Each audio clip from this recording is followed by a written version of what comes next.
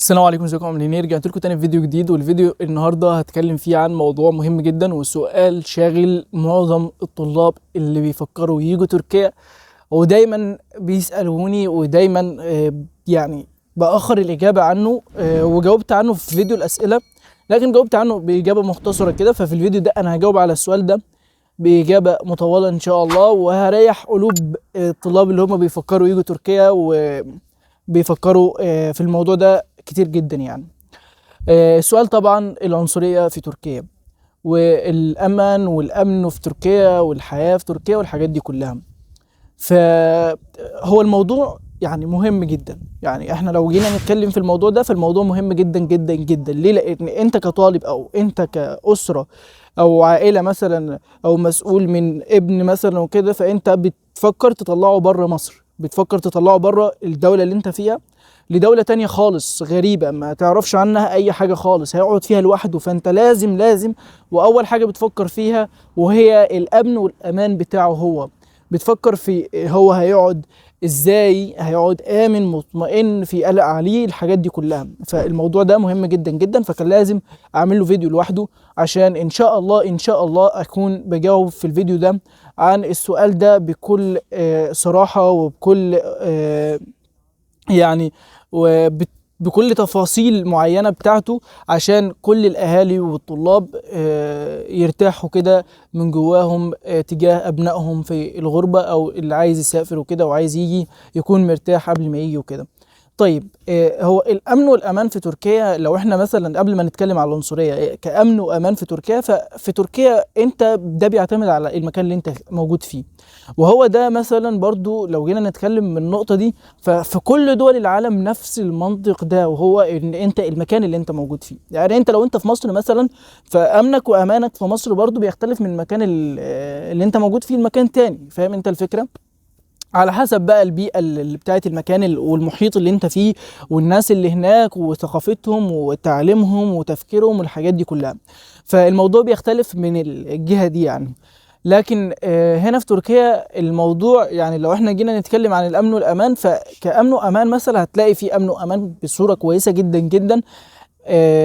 يعني الاماكن اللي انت ممكن تلاقي فيها انعدام للامن وكده، في ممكن مثلا الاماكن اللي هي كثيره الازدحام، اللي هي مثلا الاماكن العشوائيه، الاماكن اللي فيها جنسيات كتير جدا، الاماكن اللي فيها اجانب كتير جدا، الاماكن اللي فيها اتراك مثلا يعني ثقافتهم مختلفه شويه او غريبين شويه والحاجات دي كلها. فالمواصفات دي كلها بتجتمع في اسطنبول. يعني انا اكتر مدينه بكرهها لحد دلوقتي ولسه هكرهها وبكرهها اكتر واكتر هي اسطنبول. ولو جيت تقول لي ليه بتكره اسطنبول، هقول لك لان اسطنبول، وهو الحمد لله اصلا الجامعات اللي في اسطنبول جامعات قويه جدا، فمستحيل اتقبل فيها، ومستحيل يعني ان طلاب يتقبلوا فيها بالثانويه. لازم يوس او سات ومجاميع كويسه جدا يعني 100% على طول. ده كجامعات حكوميه. فمعظم الجامعات اللي في اسطنبول برضو جامعات خاصه، والجامعات الخاصه اللي في اسطنبول دي الاسعار بتاعتها بتبدا من $2000. فمستحيل اروح ادرس في اسطنبول يعني، او حتى اي طالب يقدم معايا بروح اقدم له في اسطنبول، ما بقدمش لحد في اسطنبول، لان اسطنبول انا يعني بكرهها، ما بحبش اسطنبول خالص. مع ان معظم المعالم بتاعت تركيا موجوده في اسطنبول. لكن ليه بكره اسطنبول، ما بحبش اسطنبول؟ لان اسطنبول فيها اجانب كتير جدا جدا جدا من كل الجنسيات. فيعني انت مكان ما تروح ما تشوفش غير اجانب بس. يعني اتراك مثلا حتى اللي بتلاقيهم قليلين، وكمان الاتراك نفسهم دول هتلاقيهم من كثره الاجانب حواليهم حاقدين على الاجانب، فبتلاقي عنصريه كتيره هناك شويه. لكن الحمد لله انا المدينه اللي انا فيها هي مدينه صغيره جنب اسطنبول برضو، يعني بعيد عن اسطنبول ساعتين ونص، لكن تعتبر مش مدينه اصلا، تعتبر قريه كده. فالناس اللي فيها ناس كبيره في السن، وناس يعني بالعكس ممكن مثلا تلاقيهم شايفين الاجانب كده حاجه جديده عليهم. فاهم انت الفكره؟ فحابين الجو وكده وحابين الوضع ده. واماكن كتير جدا ومدن كتير جدا في تركيا بالشكل ده برضو. فكل ما تبعد عن المدن الكبيره كل ما تلاقي العنصريه اقل. فانت العنصريه او انعدام الامن في تركيا اكتريته في اسطنبول وازمر وانقره، ما اظنش يعني فيها عنصريه كتير بالدرجه دي. لكن اكتر حاجه في اسطنبول وازمر وطرابزون، يعني طرابزون برضو ممكن تلاقي فيها نسبه قليله شويه، لكن موجود فيها نسبه كبيره برضو لان فيها اجانب كتير جدا هناك. فالفكره، طيب انا لو جيت قلت لك مثلا ليه الاجانب؟ لان المكان اللي موجود فيه اجانب كتير الاتراك بيحقدوا عليهم فيه، فاهم انت الفكره؟ كل ما كان في المكان اجانب اقل، كل ما كان الاتراك متسامحين مع الاجانب اللي هناك. فهي الفكره هنا ليه؟ لان انت برضو لو جيت تتكلم من منطق تاني، فهي تركيا فيها اجانب كتير جدا جدا جدا، يعني فيها اجانب بصوره خياليه. فالاتراك نفسهم يعني معاهم حق انا شايف في الموضوع ده، ان يعني عايزين نشوف البلد فاضيه شويه، فاهم؟ يعني عايزين نروح مكان ما فيهوش اجانب مثلا، فاهم انت الفكره؟ مع ان الاجانب هم عاملين لهم دخل برضه وحاجات من دي كتير جدا. فالامن والامان هنا في تركيا موجود في معظم او في 90% من المدن التركيه. يعني انا مثلا كمواقف حصلت قدامي، مثلا كنت في مدينه غازي عنتاب، ومدينه غازي عنتاب يعتبر فيها 70% سوريين، يعني يعتبر المفروض هناك مفيش امن وامان كتير والحاجات دي كلها. لكن كنت هناك مثلا كان في اتنين عاملين خناقه او كده، اول ما بداوا الخناقه على طول من قبل ما يكملوا حتى او ياخدوا دقيقه بس، كان على طول فوق دماغهم البوليس. في عندنا هنا في تركيا انواع كتير جدا من البوليس طبعا. في عندنا الجندرمه، ودي اللي هي حاجه زي الجيش كده. في عندنا اللي هو الباكاتشيو، دي حاجه زي البوليس الليلي، ده طبعا بيطلع بعد الساعه 12 بالليل، بيكون في المدينه كلها. دول بيمشوا على رجليهم طبعا، بيكونوا في المدينة كلها. يعني لو حصل أي لبش أو أي حاجة كده بالليل بيأمنوا الجو كله يعني. في عندنا البوليس العادي، وده برضو بيكون برضو سريع جدا وبيكون في كل لحظة موجود. عندنا يعني عندنا انواع من الدعم السريع، وعندنا انواع من الشرطه كتيره جدا يعني. فموضوع ان انت مثلا يحصل لك حاجه مثلا وكده، ف يعني بص، انت برضو ممكن تحافظ على امنك وامانك انت كشخصك انت لوحدك، بس ان انت ما تخش في خناقات او ما تخش في حوارات او ما تخشش مثلا في مناقشات مع اتراك مثلا او اي اجنبي مثلا اخر يجرك لمشكله او يجرك لاي حاجه. حافظ على، بص، طنش، فاهم انت الفكره؟ يعني اديها طنش على الاخر. حتى لو حد مثلا عمل لك اي حاجه، سامحه لله لوجه الله عشان ما تخش معاه في مشكله. فبالتالي انت بعد المشكله دي يحصل لك مشكله تاني، البوليس يجي، فبالتالي ممكن يرحلك، ممكن يضرك. فامن على نفسك بان انت ما تحطش نفسك في مشكله بنفسك يعني، فاهم الفكره؟ بس فموضوع الامان في امان، يعني كموضوع امان وكده في امان الحمد لله بشكل كويس جدا. ويعني انا عن نفسي ما شفتش مثلا مشكله مثلا وكده، او ما شفتش مكان مثلا من غير بوليس او كده، فحاسس الحمد لله بامان. يعني انا مثلا موقف من المواقف اللي حصلت معايا، ان انا كنت رايح الاوتوجار اللي هو محطه الباصات هنا في تركيا. كنت رايح امتى؟ كنت رايح بعد الساعه 12. وقفني البوليس في الشارع على طول بعد الساعة 12، بيقول لي انت رايح فين والكملك بتاعك والحاجات دي كلها، وانت رايح طالع ليه دلوقتي وكده وبتاع. وده طبعا ليه؟ مش عشان هو يستجوبني او يعمل معايا اي حاجه كده، لا، عشان يطمن عليا، فاهم انت الفكره؟ عشان يشوف يعني لو في حاجه مثلا هتحصل لي او كده، او في حاجه مثلا حاصله لي او الحاجات دي كلها. فده موقف من المواقف. مثلا موقف تاني، كنت رايح حديقه من الحدائق، وكان المواصلات بتاعتها قليله، فطلعت على الطريق السريع اوقف اي عربيه وكده، فوقفت، ما عرفتش اوقف اي عربيه خالص، فوقفت بوليس يعني.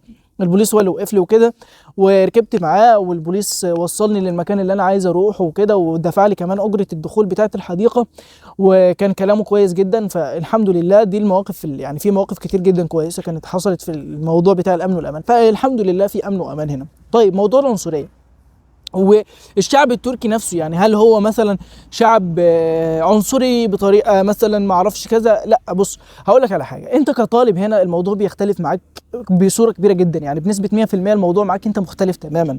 ليه؟ لان انت هنا طالب، يعني انت هنا مش لاجئ، انت هنا مثلا مش جاي عمل، مش جاي مثلا ان انت تاخد حاجه من تركي. انت هنا جاي ان انت تدرس في تركيا وترجع بلدك تفيد بلدك بالعلم اللي انت حصلته من بره ده. هنا الفكره اللي هم برضو شايفينها بالنسبه للطلاب،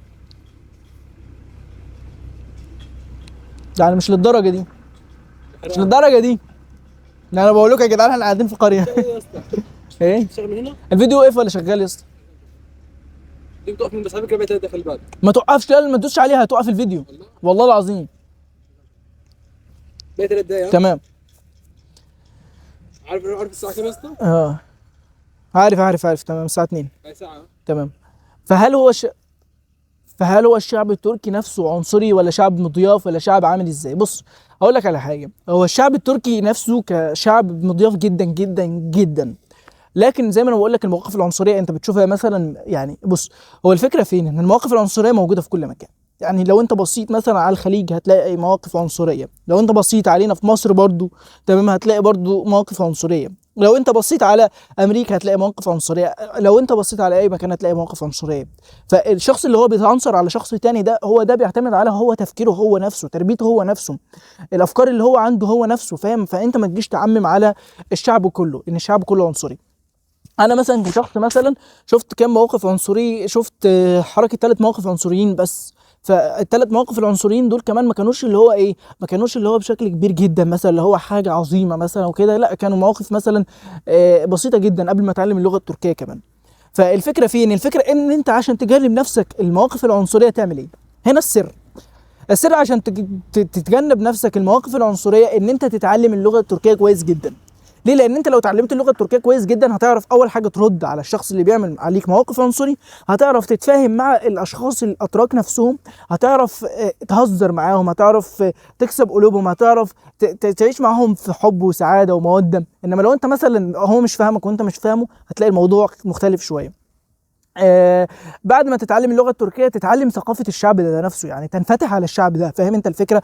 ما تخليكش في منغلق مثلا، او تيجي مثلا تتغرب فتقعد مع مصريين بس. يعني لو انت مصري تقعد مع مصريين بس، او لو انت يمني تقعد مع اليمنيين بس، او انت جنسيتك ايه مثلا تقعد مع الجنسيه اللي انت منها بس. لا، انفتح على الاتراك، صاحب الاتراك، اعرف عاداتهم، اعرف تقاليدهم، اعرف هزارهم، اعرف افكارهم، افهم الحاجات دي كلها، هتلاقي نفسك بتتجنب المواقف العنصريه كلها. يعني وده اللي انا الحمد لله، وده اللي انا عملته، عشان كده الحمد لله ما تعرضتش لمواقف عنصريه كتير. لكن انت هنا في تركيا اي مكان هتروحه هتلاقي الاتراك مضيفين جدا جدا، ويعزموك ويجيبوا لك شاي. وبص يعني هم عندهم اصلا الضيافه دي وكرم الضيف هنا في تركيا حاجه مقدسه جدا جدا. يعني فانت كطالب وانت كاسره وانت كاب ما تقلقش على ابنك، وانت كطالب ما تقلقش على نفسك، وتعالى تركيا وانصحك ان انت تيجي. وبالنسبه للمواقف العنصريه يعني ما تقلقش منها زي ما انا قلت لك، بس انت تعرف تتجنب المواقف العنصريه بالطريقه اللي انا قلت لك عليها. والشعب التركي شعب كويس جدا الحمد لله، انا ليا اصدقاء كتير جدا اتراك، وليا يعني الحمد لله يعني عشره مع الاتراك. فشعب كويس جدا جدا ومضياف، وانت كطالب نفسك هتعرف تتفاهم معاهم ان شاء الله. واشوفكم في فيديو جديد، والسلام عليكم ورحمه الله وبركاته.